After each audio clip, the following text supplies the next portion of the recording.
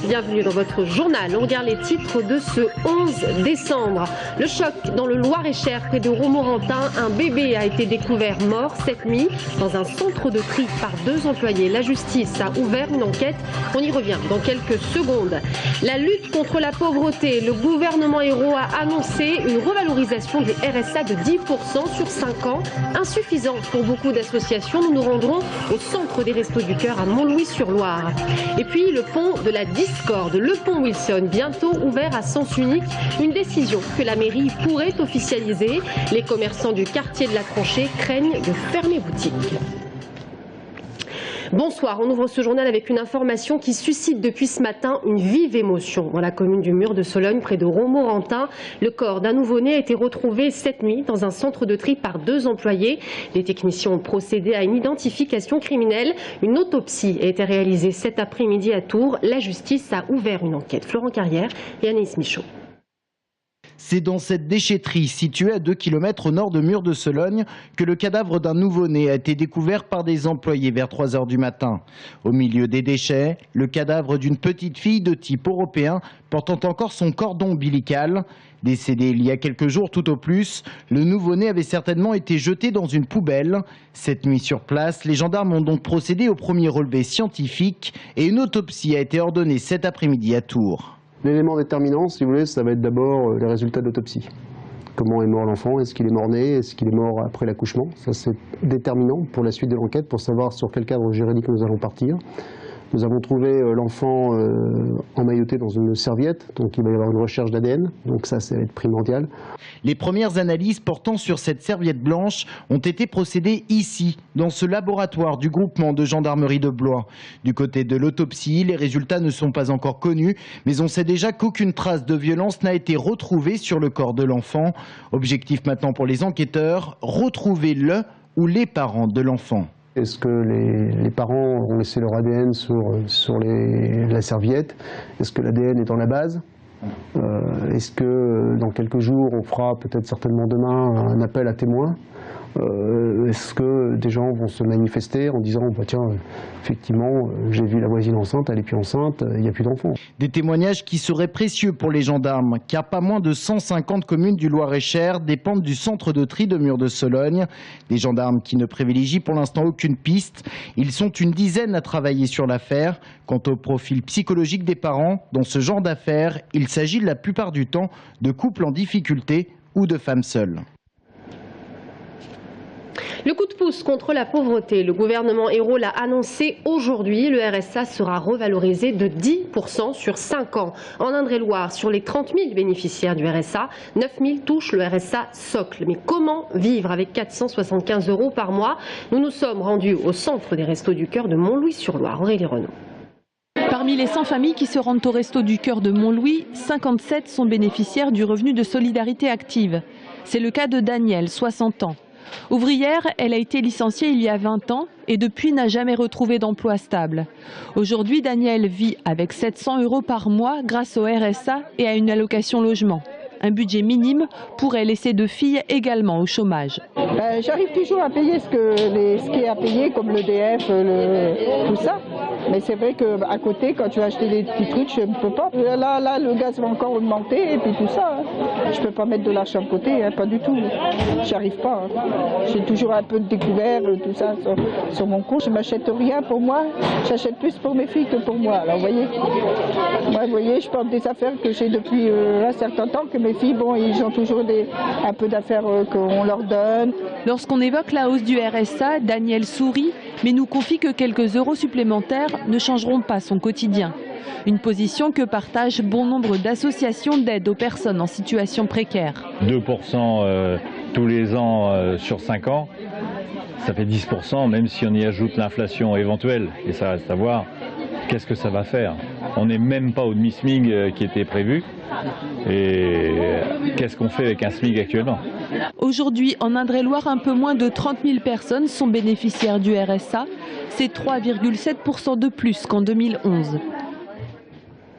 10 mois après le début de l'aventure, les salariés des maisons départementales de la solidarité sont en grève. Au total, ce sont 9 maisons qui s'occupent notamment des bénéficiaires des minima sociaux qui ont protesté aujourd'hui contre la dégradation de leurs conditions de travail, mais aussi sur la mission des professionnels. Une centaine de grévistes ont déambulé dans les rues de Tours.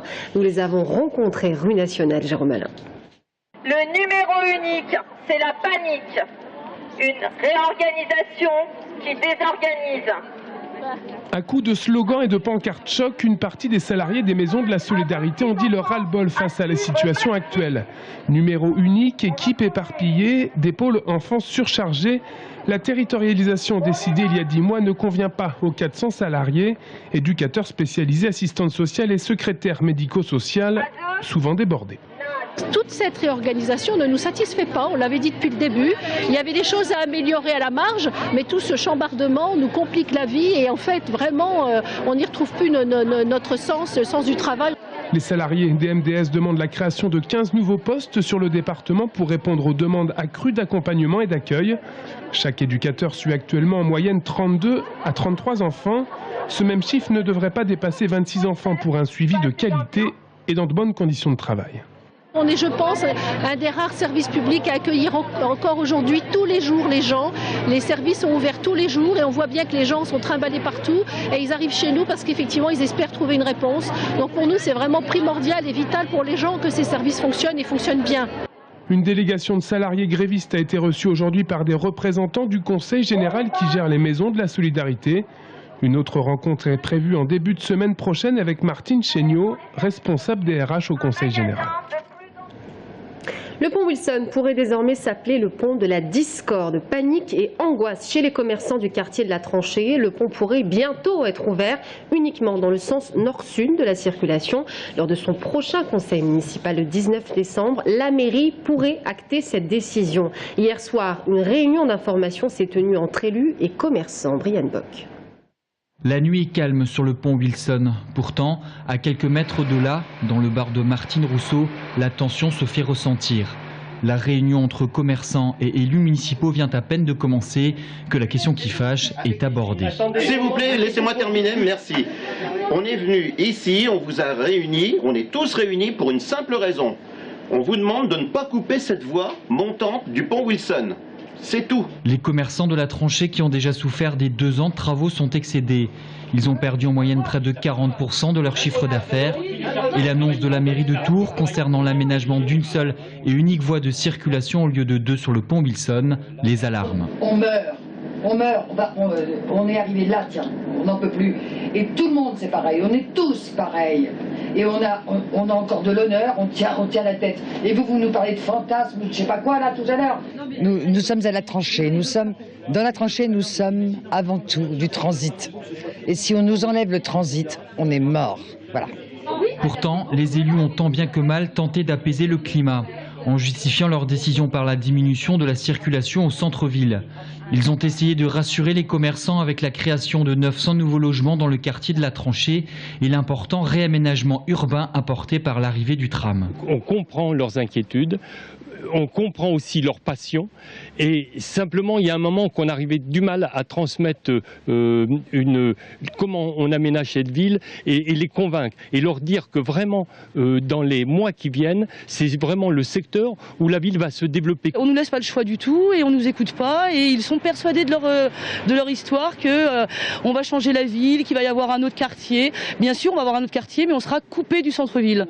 Jean-Jacques Ebras, président de l'Union des commerçants de l'agglomération Tourangelle, a demandé un entretien avec le maire avant le prochain conseil municipal le 19 décembre prochain, là où un vote pourrait sceller définitivement le sort du pont Wilson.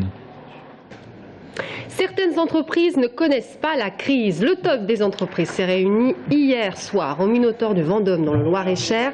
Cette cérémonie, 9e cérémonie cette année, qui a récompensé, vous le voyez, des entreprises innovantes notamment, mais aussi celles qui osent entreprendre dans un contexte économique particulièrement frileux. On écoute l'un des lauréats et le président du Conseil général 41. On a du mal à trouver des gens compétents parce que on a négligé justement ce côté apprentissage qui est maintenant, on en parle maintenant de plus en plus parce qu'on vient de se rendre compte que c'était une erreur. Donc on demandait aux enfants, aux ados maintenant de faire des études, d'aller au bac, même un bac +2, +3, +4, alors que maintenant, avec très peu de choses, très peu de bagages, on peut y arriver et en faisant des choses avec ses mains, on arrive à faire de belles choses. Le Loir-et-Cher a beaucoup de chance. C'est qu'il a la chance d'avoir un tissu de très petites entreprises, de petites et moyennes entreprises sur l'ensemble de son territoire. Nous sommes fiers de grands fleurons industriels comme Delphi à Blois en français et Nakam à Vendôme, dans le nord du département. Mais d'une façon générale, moi je me réjouis qu'il y ait un maillage qui équilibre bien l'ensemble du territoire de Loir-et-Cher, et c'est une force. Tours FC Lens, c'est la rencontre sportive qui se joue dans moins de 2 heures ce soir. Un match qui promet d'être physique. Il va falloir sortir le meilleur de cette équipe avant la trêve hivernale. On écoute l'entraîneur. 3 matchs, c'est important parce que c'est 9 points. 9 points, on va jouer 3 matchs en 10 jours. C'est 9 points en jeu. Et évidemment, suivant le nombre de points qu'on va prendre, la suite de notre saison peut être envisagée différemment. Voilà, si on reste à 20 points à la trêve, on va regarder derrière. Si on en prend 9, pourquoi pas, on va regarder devant. Boris Grinson, ce nom ne vous dit peut-être rien, et pourtant ce Français d'origine russe a vécu un temps à Châteauroux. Il a travaillé surtout pour le cinéma français et pour les plus grandes productions américaines, la MGM, la Paramount. Il a réalisé près de 2000 affiches pour le 7e art. Aujourd'hui, la Cinémathèque de Tours lui consacre une exposition qui réunit une quarantaine de ses affiches traçant le cinéma des années 20 jusqu'aux années 70. Jérôme Alain. Le renard du désert avec James Manson, la farfelue de l'Arizona ou du haut de la terrasse. Toutes ces affiches sont signées Boris Grinson. Cet affichiste russe a réalisé des centaines de grands formats colorés pour le cinéma dès la fin des années 20 et pendant près de 50 ans. Les affiches exposées au château de Tours datent des années 50 à 60 et ne représentent qu'une partie de la collection de la Cinémathèque de Tours. Il y en avait encore beaucoup plus, mais nous pensons que voilà, c'est quelque chose qu'il faut, une partie de notre patrimoine qu'il faut que nous fassions partager aux Tourangeaux. On a commencé à les restaurer à partir de 2006-2007. Et on a restauré d'abord les affiches de Grinson, parce que c'est un grand dessinateur d'affiches. Et donc c'était un projet qui tenait à cœur à Agnès Torres de réaliser cette exposition. Tout au long de sa carrière, Grinson a peint quelques 1800 affiches, d'abord pour MGM et la Paramount pendant ses années passées à Berlin. Juif, il sera contraint de quitter l'Allemagne dans les années 30 pour s'installer à Paris et travaillera alors pour Universal. Grinson avait le souci du travail bien fait, cet infatigable dessinateur regardait tous les films avant de créer ses affiches. La Cinémathèque de Tours propose là en tout cas une exposition unique qui pourrait être renouvelée d'ici quelques années lorsque la totalité du fond d'affiches aura été restaurée. Le secrétariat du Père Noël est ouvert et avec lui tout son personnel s'active pour répondre aux enfants. À Tours, rue Marceau, vous le voyez, le centre de distribution de courrier a ouvert ses portes aujourd'hui à une 50aine d'élèves venus poster leurs vœux à 14 jours de Noël. On a mis un timbre sur nos lettres pour le Père Noël, on a fait passer un tampon et on l'a posté. Moi j'ai commandé un atelier mini délice et un jeu de société. Et tu crois que le Père Noël va te les apporter? Oui. Pourquoi? Parce que déjà je sais qu'il existe et je sais qu'il est super sympa.